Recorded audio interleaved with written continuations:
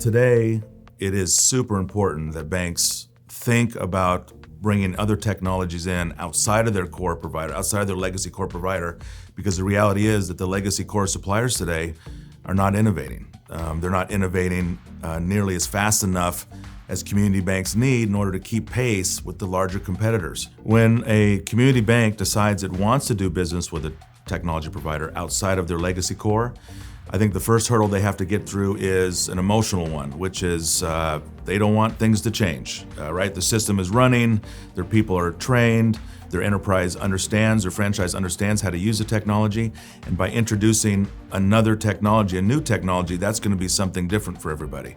And bankers these are risk managers. They don't like a risk, and they certainly don't like introducing risk if they don't have to. So once they get over this emotional barrier to want to then do business with an outside fintech supplier, doing business with the fintech supplier sets its own set of risks. These are new companies. They don't have a large established track record. You can't call 50 other of your buddies to find out how has it gone with that vendor. You're going to have to understand those risks on their own and deal with them in order to do business with them. And that's just what you have to do. I think the fastest way to get past some of these issues is really about competence on your team.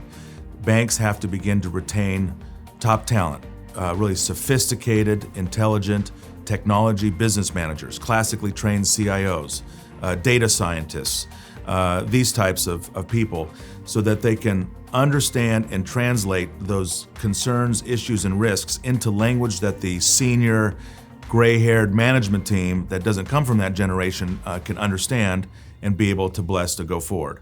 A bank can also bring in outside experts. You may not need a particular expertise full-time on your team, but you need a discrete and separate expertise, and there's all kinds of that out on the market today that you can come in and enhance until you get that supplier up and going, and then you can move past it. Once a bank makes a decision that it's going to do business with a fintech supplier, I think there are a few primary concerns it should focus on. But first and foremost, you really should commit yourself to not repeating the sins of the past. You should not sign a contract with your new supplier that looks anything like that legacy contract you had with your old supplier. So that's kind of the most important one. But the three other areas you should really focus on are rights of termination, exclusivity, and service levels. And I'll start with the last one first. Service levels have to be definable. You have to be able to hold your vendor accountable when they miss those SLAs, either with a financial credit or if the problem persists, that you gain rights, and the right may be to terminate that service or to terminate the entire relationship in total. The second thing is exclusivity. You should not get into an exclusive relationship with any supplier.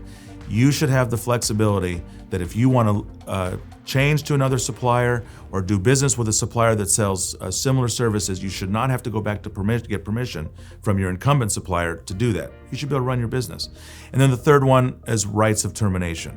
If you decide that you're not happy with the service and you want to terminate it, or you're involved in a merger, either acquiring or be acquired, you should be able to terminate that agreement without having to pay 50, 60, 80, 90, 100% of termination fee for services that you never will actually enjoy. This is completely unfair and you shouldn't do that. Those are the three things I think you should focus on if you do business with a new fintech supplier.